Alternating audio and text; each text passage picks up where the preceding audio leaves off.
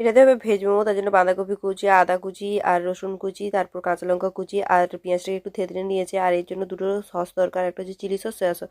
তারপর একটি কড়াইতে একটু করে তেল দিয়েছে, তার মধ্যে রসুন কুচি, আদা কুচি আর পেঁয়াজ কুচি আর তোমার একটুখানি লঙ্কার কুচি দিয়ে তারপর বাঁধাকপিটাকে দিয়ে ভালো করে এটাকে কষে নিতে হবে। এটাকে হচ্ছে একটা পুরের মতন করা হবে। আর এটা বনু ফার্স্ট টাইম করেছে, তো ভেজ মোমোটা কীভাবে বানানো হয় তা সেটাই আমি তোমাদের সঙ্গে আজকে শেয়ার করলাম।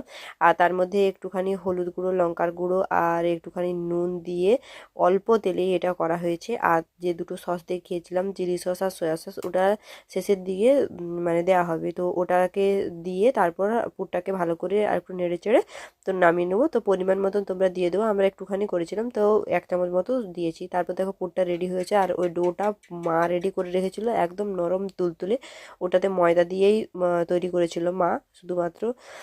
তারপর দেখো এই মোমোগুলো তৈরি করা হয়ে গেছে। আর লাস্টেরগুলো আমি করেছিলাম, পাশেরগুলো বনি করেছিল। তো তারপর ভাপারে বসে ভাপ দিয়ে রেডি করা হয়ে গেছে। দেখো আমাদের মোমো রেডি হয়েছে।